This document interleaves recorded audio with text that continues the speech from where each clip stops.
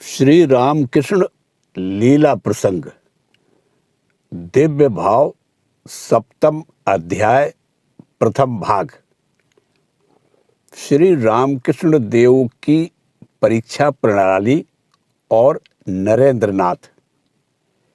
जय ठाकुर, जय माँ। ओम शिव शिव शिव।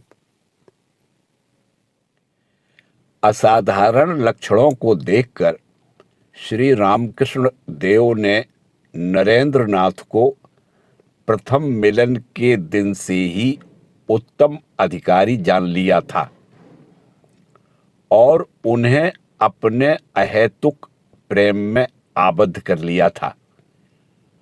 उसके अनंतर समय समय पर परीक्षा लेकर उन्हें आध्यात्मिक विषयों में शिक्षा दान दिया था। यह बात हम आपको बता चुके हैं, परंतु उन्होंने किस किस प्रकार से नरेंद्रनाथ की परीक्षा ली थी उसका कुछ आभास यहाँ दे देना वांछित है। श्री रामकृष्ण देव की अद्भुत लोक परीक्षा।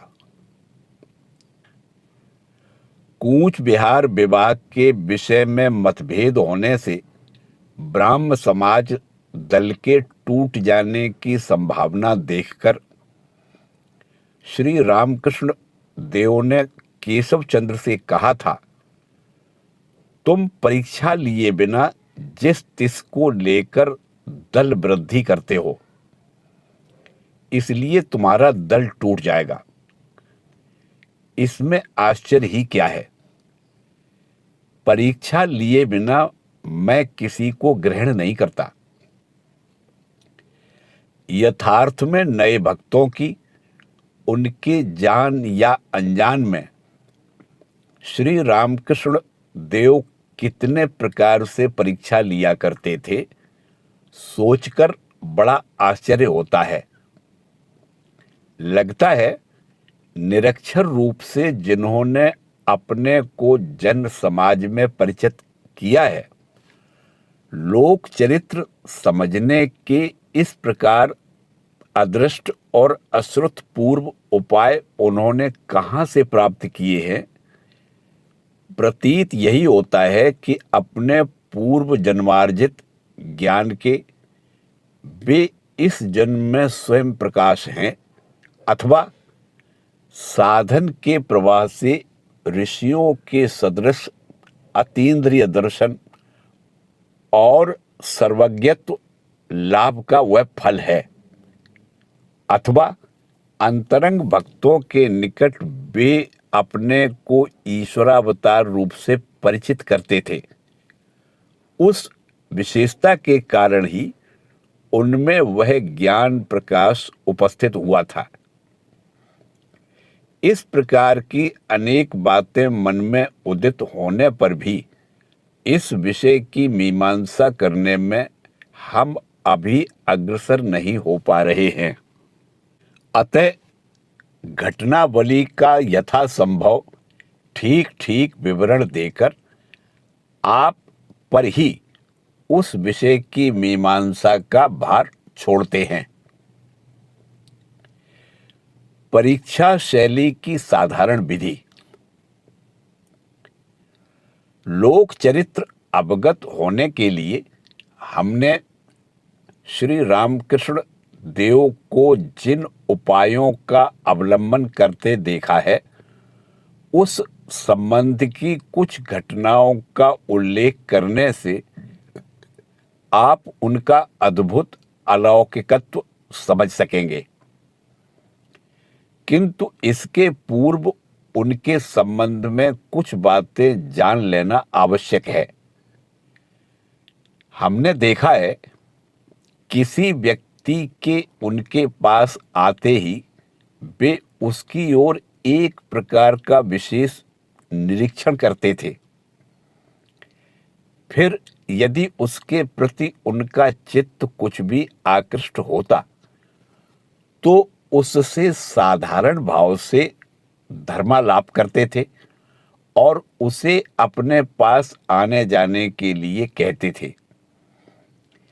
जितने दिन बीतते जाते और वह व्यक्ति उनके पास आता जाता रहता, उतना ही वे उसके अनजान में उसके शारीरिक अंग प्रत्यंगादि की गठन भंगी, मानसिक भाव, कामिनी कांचन में आसक्ति और भोग तृष्णा का परिमाण देखते रहते।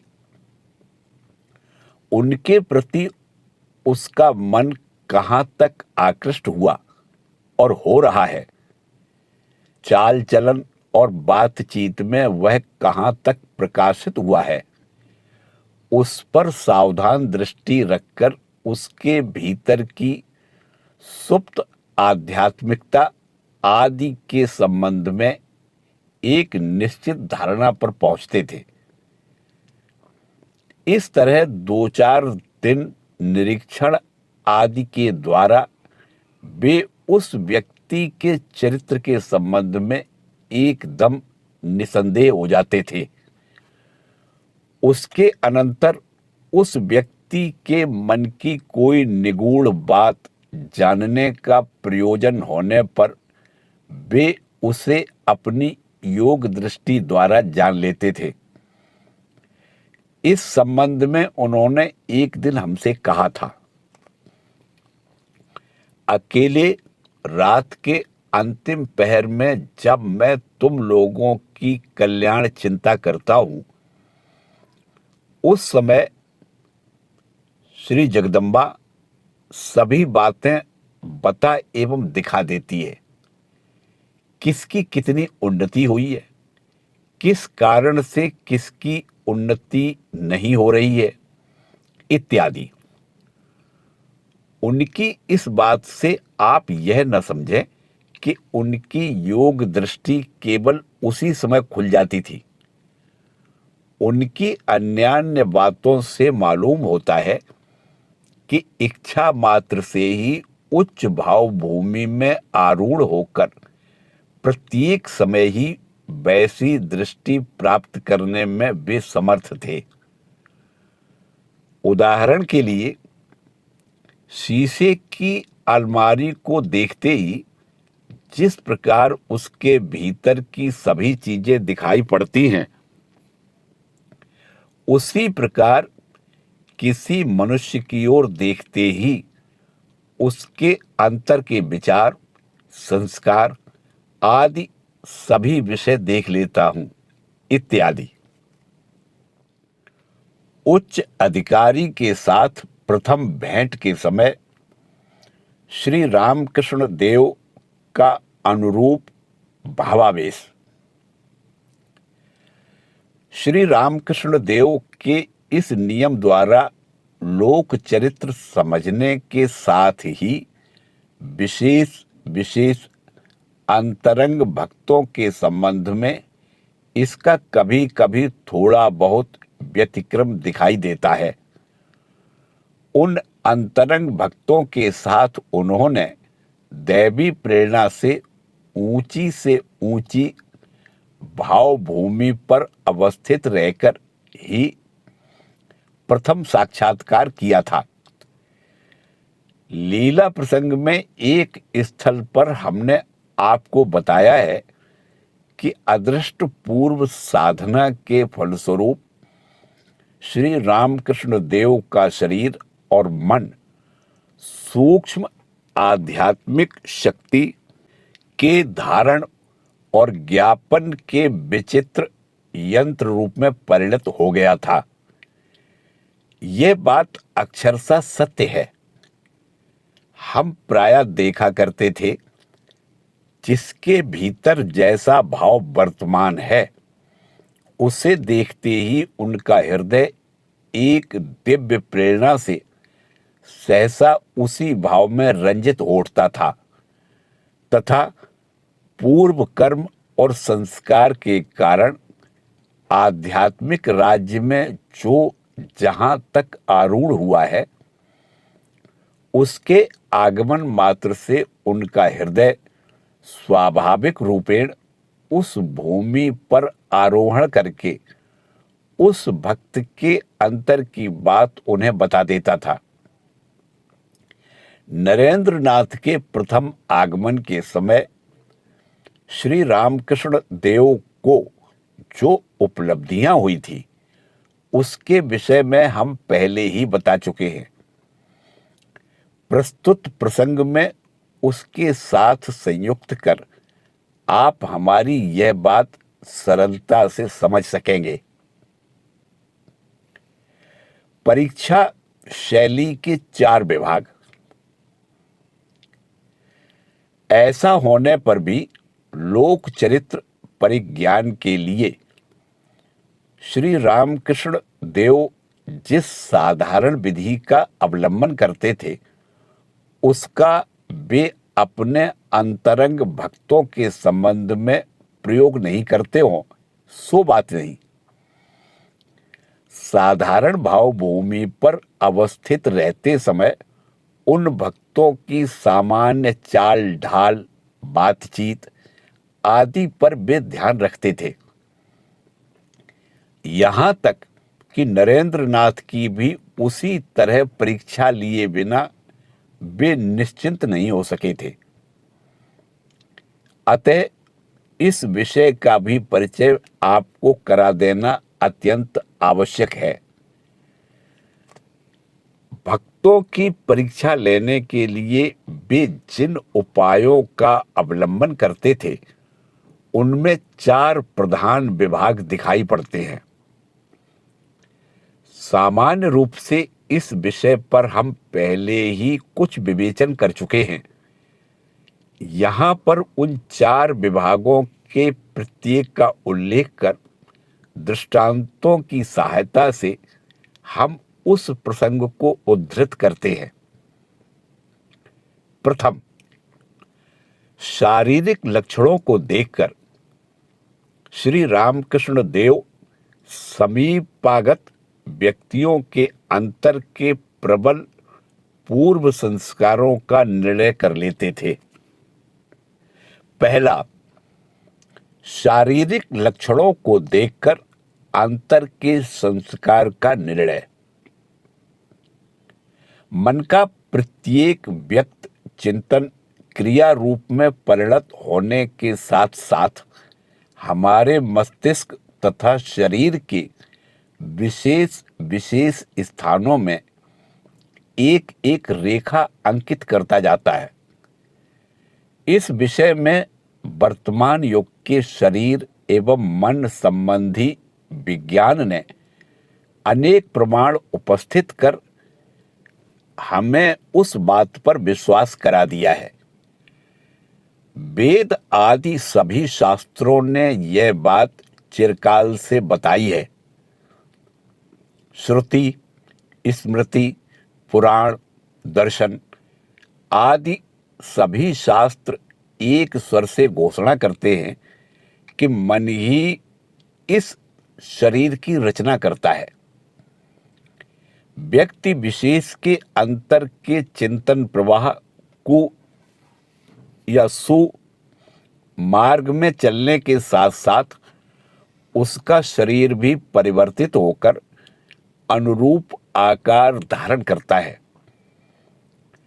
अतः शरीर तथा अंग प्रत्यंगों का गठन देखकर लोगों के चरित्र निर्णय करने के संबंध में चंड श्रुति प्रचलित है। इसी आधार पर विवाह, दीक्षा दान आदि में कन्या, शिष्य आदि के हाथ पैर से लेकर सारे शरीर के अवयवों तथा गठन को देखना नितांत आवश्यक है। ऐसी प्रथा हमारे समाज में प्रचलित है। इस विषय में श्री रामकृष्ण देव का अद्भुत ज्ञान। समस्त शास्त्रों पर विश्वास रखने वाले श्री रामकृष्ण देव इसीलिए अपने शिष्यों के शरीर तथा अंग प्रत्यंगों के गठन के प्रति विशेष ध्यान देंगे। इस विषय में आश्चर्यचकित होने की कोई बात नहीं है। बातचीत के सिलसिले में कभी कभी वे हमसे इस विषय में इतनी बातें कहते थे कि हम लोग निर्वाक होकर सोचने लगते थे कि इस संबंध में उन्होंने इतनी अभिज्ञता कहाँ से प्राप्त की। हम विचार करते कि प्राचीन काल में इस विषय का क्या कोई बृहद ग्रंथ विद्यमान था जिसे पढ़कर या सुनकर वे इन बातों को जान सके हैं।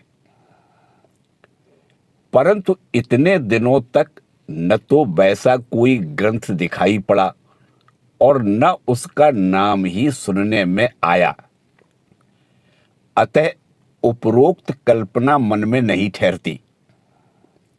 हम विस्मित होकर सुना करते थे कि वे यह कहकर कि स्त्री या पुरुष के शरीर के हर एक अंग तथा इंद्रिय का गठन नित्य दिखाई पड़ने वाली खास खास वस्तुओं के गठन की तरह होता है, उसका फलाफल कहते जा रहे हैं।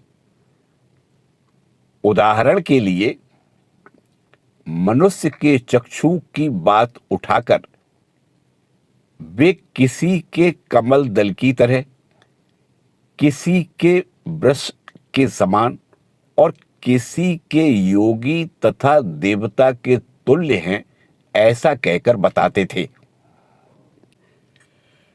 कमल दल के समान नेत्र वाले व्यक्ति के अंतर में सद्भाव और साधु भाव रहता है। वृष की तरह नेत्र वाले में काम भाव प्रबल होता है। योगी के नेत्र ऊपर की ओर खिंचे हुए और कुछ लाली लिए होते हैं। देव नेत्र बहुत बड़े नहीं होते, परंतु कान तक खिंचे हुए होते हैं। किसी से वार्तालाप करते समय कभी कभी कनखियों से देखने का जिनका स्वभाव है, वे साधारण मनुष्यों से अधिक बुद्धिमान होते हैं। अथवा शरीर के साधारण गठन की बात उठाकर वे कहते थे, भक्तिमान व्यक्तियों का शरीर स्वभाव से ही कोमल तथा उनके हाथ पैर की ग्रंथियां कुछ शिथिल होती हैं, अर्थात सहज में ही उन्हें घुमाया फिराया जा सकता है। कृश होने पर भी उनके शरीर की हड्डी, पेशी आदि इस ढंग से बनी हुई होती है जिससे अधिक कोण नहीं दिखाई पड़ता। किसी को बुद्धिमान रूप से निर्णय करके उसकी बुद्धि की स्वाभाविक गति सत की ओर है या असत की ओर, इसका निर्णय करने के लिए वे उसकी कोहनी से उंगली तक हाथ को अपने हाथ में पकड़कर उसे ढीला छोड़ देने के लिए कहते थे और उसका गुरुत्व या भार समझ लेते थे। साधारण मनुष्य की अपेक्षा यदि उसका भार हल्का प्रतीत होता तो उसे सुबुद्धि विशिष्ट कहकर निर्धारित कर लेते थे। जैसा हम पहले कह चुके हैं, श्रीयुत प्रेमानंद स्वामी के प्रथम दिन दक्षिणेश्वर आने पर उन्होंने उनका हाथ अपने हाथ में लेकर इसी तरह तौल लिया था। किंतु किस लिए उन्होंने ऐसा किया था, उनके उस दिन न बताने के कारण हमने भी उस समय कुछ नहीं पूछा था। यह जानने के लिए कि किसी व्यक्ति की बुद्धि साधु है या असाधु, वे ऐसा करते थे। इस बात का परिचय हमने एक दूसरे दिन निम्नलिखित रूप से पाया था। हाथ की तौल के तारतम्य से सत असत बुद्धि का निर्णय। गले के रोग से आक्रांत होकर श्री रामकृष्ण देव जब काशीपुर के बगीचे में थे, उस समय लेखक के कनिष्ठ भ्राता उनका दर्शन करने के लिए एक दिन वहां आए थे। श्री रामकृष्ण देव उसे देखकर बहुत प्रसन्न हुए और पास बिठाकर उससे अनेक बातें पूछताछ कर धर्म संबंधी उपदेश दे रहे थे। उसी समय लेखक के वहां पहुंचने पर उन्होंने पूछा, यह लड़का तेरा भाई है? लेखक के हां कहने पर फिर कहा, अच्छा लड़का है, तो जिसे इसकी बुद्धि तेज है, देखूं सद्बुद्धि है या असद्बुद्धि। यह कहकर उसके दाहिने हाथ का अग्रभाग अपने हाथ में लेकर तौलते हुए कहा, सद्बुद्धि है। बाद में लेखक से पूछा, इसे भी खींच लूं क्या? अर्थात इसके मन को संसार के प्रति उदासीन करके ईश्वराभिमुखी बना दूं? क्या कहता है? लेखक ने कहा था, अच्छा तो है महाराज, वैसा ही कीजिए। थोड़ी देर सोचकर उन्होंने कहा, नहीं रहने दे। एक को ले लिया, फिर इसे भी लूं तो तेरे माँ बाप को कष्ट होगा, विशेषकर तेरी माँ को। जीवन में मैंने अनेक शक्तियों को रुष्ट किया है, अब नहीं करूंगा। इतना कहकर उन्होंने उसे सदुपदेश देकर तथा कुछ जलपान कराकर विदा कर दिया था। शारीरिक क्रियाओं के तारतम्य से संस्कार भिन्नता की सूचना। श्री रामकृष्ण देव कहते थे कि शरीर के अंगों के गठन की तरह निद्रा, शौच आदि शरीर के साधारण कार्य भी भिन्न भिन्न संस्कार संपन्न व्यक्तियों में विभिन्न प्रकार के होते हैं। अनुभवी व्यक्ति इनसे भी मनुष्य के चरित्र का निर्णय करने का संकेत पाते हैं। उदाहरण के लिए, निद्रा काल में सबकी सांस एक ढंग से नहीं चलती। भोगी की एक प्रकार से और त्यागी की दूसरे प्रकार से चलती है। शौच करते समय भोगी का मूत्र बाईं ओर और त्यागी का दाहिनी ओर गिरता है। योगी का मल सुअर नहीं छूता, इत्यादि। दरबान हनुमान सिंह। उपरोक्त विषय में एक घटना भी उन्होंने हमें बताई थी। हनुमान सिंह नामक एक व्यक्ति मथुर बाबू के समय दक्षिणेश्वर मंदिर में रक्षक के कार्य पर नियुक्त था। दरबानों में वह एक होने पर भी हनुमान सिंह का मान अधिक था, क्योंकि वह केवल एक नामी पहलवान ही नहीं था, वरन निष्ठावान भक्त साधक भी था। महावीर मंत्र के उपासक हनुमान सिंह को कुश्ती में हराकर उसका पद लेने की इच्छा से एक बार एक दूसरा पहलवान दक्षिणेश्वर आया। उसका लंबा चौड़ा शरीर और बल के कार्य देखकर भी हनुमान सिंह उससे कुश्ती लड़ने के लिए तैयार हो गया। दिन निश्चित हो गया। कौन श्रेष्ठ है, इसका निर्णय करने के लिए मथुर बाबू आदि कुछ विशिष्ट व्यक्ति नियुक्त हुए। दंगल के एक सप्ताह पहले से नवागत मल्ल खूब पुष्टिकर पदार्थ खाने और व्यायाम करने में लगा रहा, किंतु हनुमान सिंह ने वैसा कुछ नहीं किया। प्रतिदिन के समान प्रातःकाल स्नान करने के बाद वह इष्ट मंत्र का जप तथा सायंकाल ही एक बार भोजन करता था।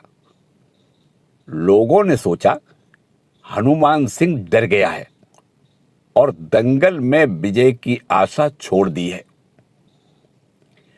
श्री रामकृष्ण देव उसे प्यार करते थे।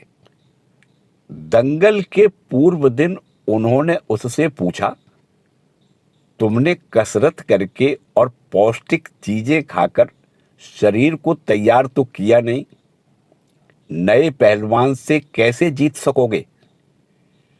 हनुमान सिंह ने भक्ति के साथ प्रणाम करते हुए कहा, आपकी कृपा होगी तो मैं अवश्य जीतूंगा।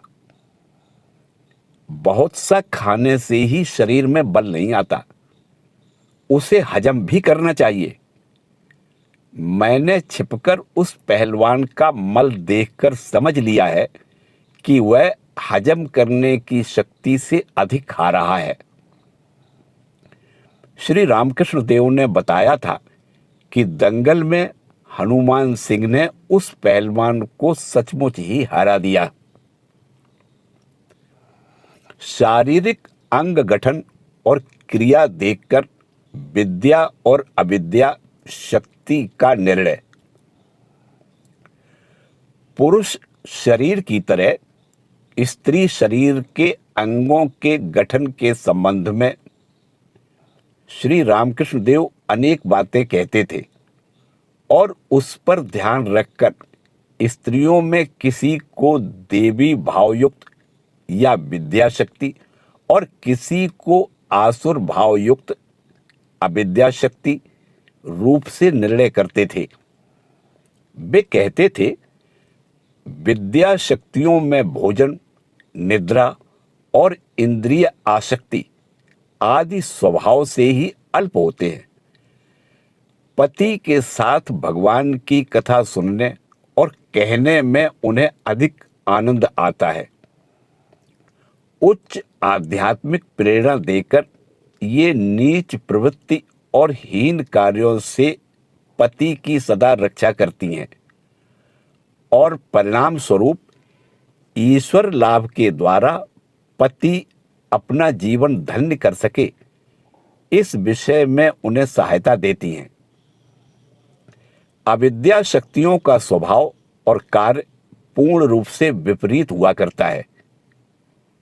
भोजन, निद्रा आदि शारीरिक कार्य उनमें अधिक दिखाई पड़ते हैं और उनका ध्यान इसी बात पर प्रधानता लक्षित रहता है कि उनके स्वयं के सुख संपादन के अतिरिक्त पति और किसी काम में ध्यान न दे।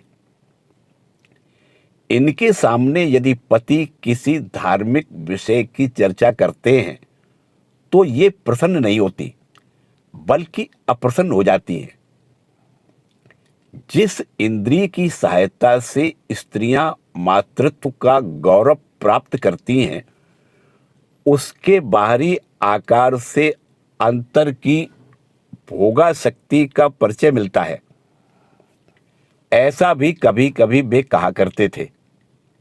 वे कहते थे, वह कई आकारों की होती है, उनमें कोई कोई पाशव प्रवृत्ति के परिचायक हैं।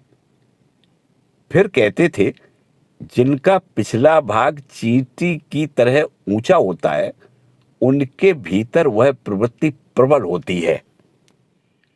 नरेंद्र नाथ के शारीरिक लक्षणों के संबंध में श्री रामकृष्ण देव का कथन। इसी प्रकार शरीर का गठन देखकर मनुष्य की प्रकृति का निर्णय करने के संबंध में न जाने कितनी बातें उन्होंने हमसे कही थी, उसकी सीमा नहीं। लोक चरित्र परिज्ञान के उपायों में इसे भी वे एक उपाय समझते थे और उन्होंने नरेंद्रनाथ आदि प्रधान भक्तों की इस रीति से थोड़ी बहुत परीक्षा कर ली थी। यह परीक्षा लेकर उन्होंने प्रसन्नता के साथ नरेंद्रनाथ से एक दिन कहा था, तेरे शरीर के सभी अंग सुलक्षण युक्त हैं, केवल दोषों में निद्रा के समय सांस जोर जोर से चलती है। योगी कहते हैं, इतने जोर से सांस चलने पर मनुष्य अल्पायु होता है। दूसरा, साधारण कार्यों से प्रकट होने वाले मानसिक भावों के द्वारा तथा वैसे कार्यों द्वारा प्रकट होने वाली काम कांचन आसक्ति का तारतम्य समझकर अंतर का संस्कार निरूपण। द्वितीय और तृतीय साधारण कार्यों में प्रकट होने वाले मानसिक भाव तथा कामिनी कांचन आसक्ति के प्रति लक्ष्य रखना ही किसी व्यक्ति के स्वाभाविक प्रकृति परिज्ञान के लिए उनका क्रमशः द्वितीय और तृतीय उपाय था। किसी व्यक्ति के दक्षिणेश्वर में प्रथम आगमन से वे उसके संबंध में इन विषयों के बारे में कुछ दिनों तक चुपचाप ध्यान रखा करते थे। उसके अनंतर अपनी मंडली में उसे ले लेने का निश्चय जिस दिन वे कर लेते थे, उस दिन से अनेक प्रकार के उपदेश आवश्यक होने पर कभी कभी मृदु तिरस्कार की सहायता से उसके उन दोषों को दूर कर देने की चेष्टा करते थे।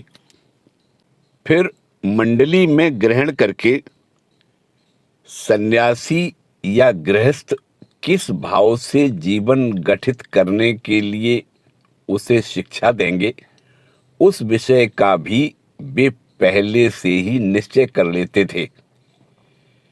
इसीलिए नवागत व्यक्ति से वे प्रायः पूछा करते थे, वह विवाहित है या नहीं, उसके घर में अन्न वस्त्र की कमी तो नहीं है, अथवा गृहस्थी छोड़ देने पर उसके स्थान पर परिवार के पालन पोषण के लिए कोई व्यक्ति है या नहीं। बालकों के संबंध में श्री रामकृष्ण देव की धारणा। विद्यालय के छात्रों के ऊपर श्री रामकृष्ण देव की प्रायः विशेष कृपा दिखाई पड़ती थी। वे कहते थे, इनका मन अभी पत्नी, पुत्र, मान, यश आदि में फैला नहीं है। उपयुक्त शिक्षा पाने पर ये अनायास अपने मन को पूर्णतया ईश्वर को सौंप सकेंगे। इसलिए इनके भीतर धर्म भाव प्रविष्ट करा देने के लिए उनका विशेष प्रयत्न था। अनेक दृष्टांतों की सहायता से वे अपना उपरोक्त मत प्रकट करते थे और कहा करते थे, मन सरसों की पोटली की तरह है, एक बार बिखर गई तो सारे दानों का बटोर लेना असंभव सा हो जाता है। कंठ फूटने पर तोते को राम राम सिखाना कठिन है।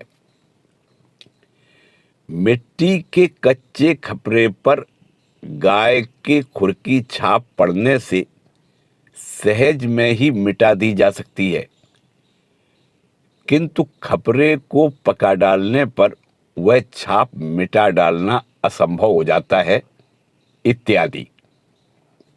इसलिए गृहस्थी के झंझटों से अनभिज्ञ विद्यालय के छात्रों से वे विभिन्न प्रकार के प्रश्न पूछकर यह जान लेते थे कि उनके मन की स्वाभाविक गति प्रवृत्ति की ओर है या निवृत्ति की ओर, और उसे उपयुक्त जान लेने पर निवृत्ति की ओर ही परिचालित करते थे। समीपागत भक्तों के हर एक कार्य पर ध्यान रखना।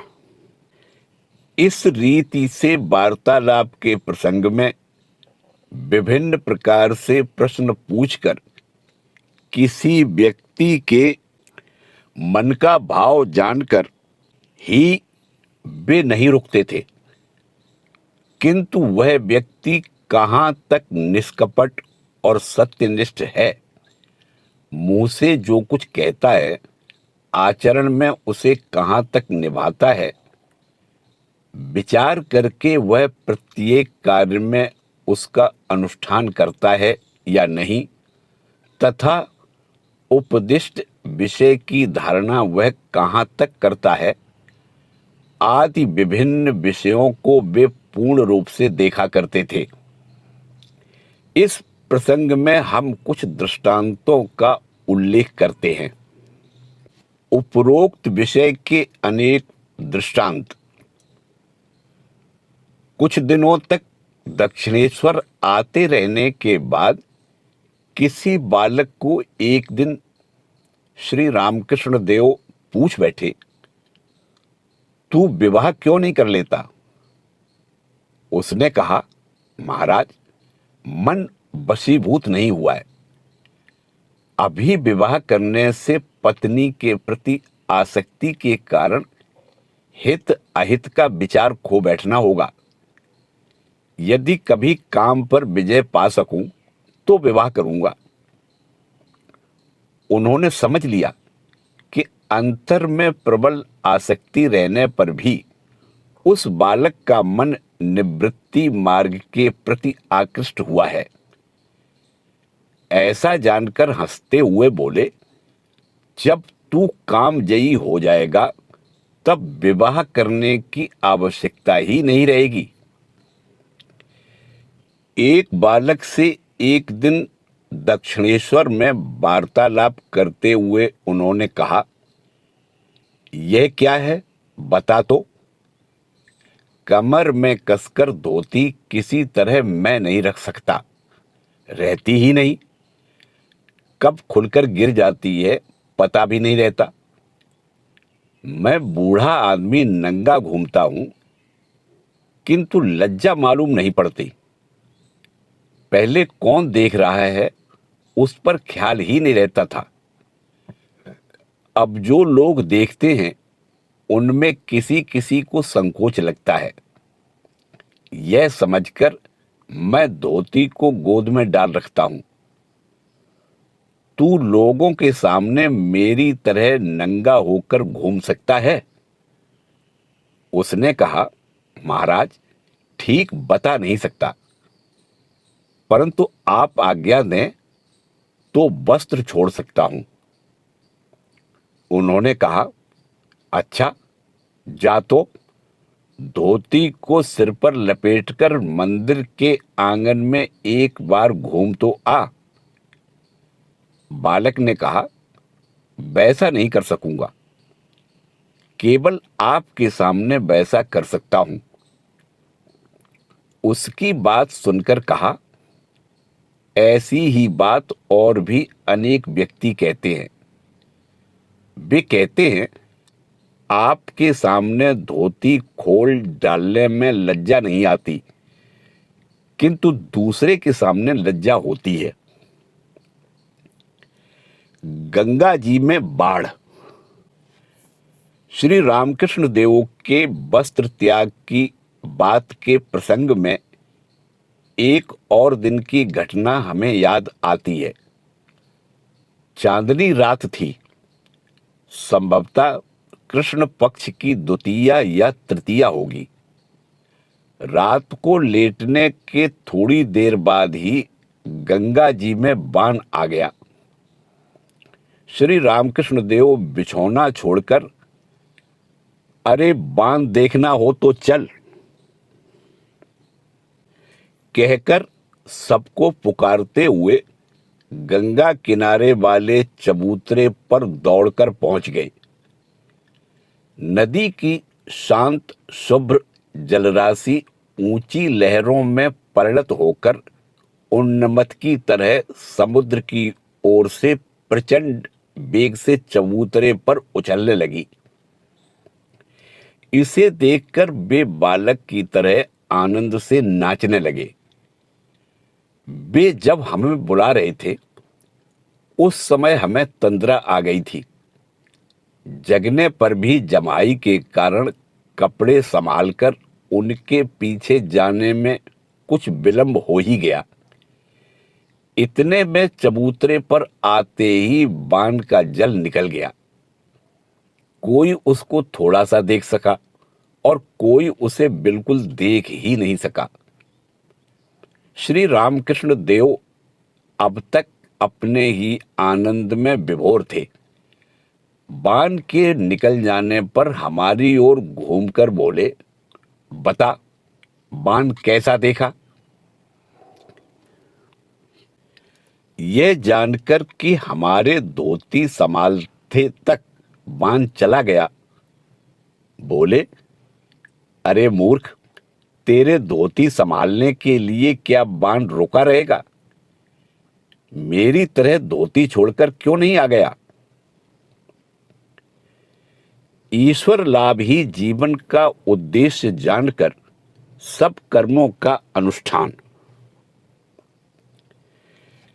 विवाह करने की इच्छा है या नहीं, नौकरी करेगा या नहीं, इस तरह के उनके प्रश्नों के उत्तर में हम लोगों में से कोई कोई कहता, विवाह करने की इच्छा नहीं है महाराज, किंतु नौकरी करनी होगी। अनुपम स्वतंत्रता प्रिय श्री रामकृष्ण देव को ऐसी बात बहुत ही विषम प्रतीत होती थी। वे कहते, यदि विवाह करके गृहस्थी का धर्म ही नहीं निभाएगा तो जीवन भर दूसरे का नौकर होकर क्यों रहेगा? अपने हृदय मन को पूर्णतया ईश्वर में सौंपकर उन्हीं की उपासना करो। संसार में आकर मनुष्य के लिए इससे अधिक महान कार्य और कुछ नहीं हो सकता, और ऐसा करना यदि असंभव प्रतीत हो तो विवाह करके ईश्वर लाभ को ही जीवन का मुख्य उद्देश्य रखकर गृहस्थ आश्रम का कर्तव्य पालन करते रहो। यही उनका अभिमत था। इसलिए आध्यात्मिक राज्य में वे जिन लोगों को उत्तम या मध्यम अधिकारी समझते थे, उनमें यदि किसी ने विवाह किया है अथवा विशेष कारण के बिना साधारण मनुष्यों की तरह धनोपार्जन के लिए नौकरी करता है अथवा नाम यश की आकांक्षा से किसी अन्य प्रकार के कार्य में नियुक्त होकर अपने शक्ति का क्षय कर रहा है, तो ऐसा सुनने पर वे बहुत दुखी होते थे। अपने बालक भक्तों में एक नौकरी कर रहा है, यह जानकर उन्होंने एक दिन उससे कहा था, तू अपनी वृद्ध माता के पालन पोषण के लिए नौकरी कर रहा है, यह ठीक है, किंतु यदि तू किसी अन्य कारण से नौकरी करता तो मैं तेरा मुंह नहीं देख सकता। एक दूसरा भक्त विवाह करने के बाद काशीपुर के बगीचे में उनसे मिलने आया था। उसे देखते ही मानो उन्हें पुत्र शोक हुआ है। इस ढंग से उसके गले लिपटकर रोते हुए बार बार कहने लगे, ईश्वर को भूलकर एकदम संसार में डूब नहीं जाना। जय ठाकुर, जय मां। ओम शिव शिव शिव।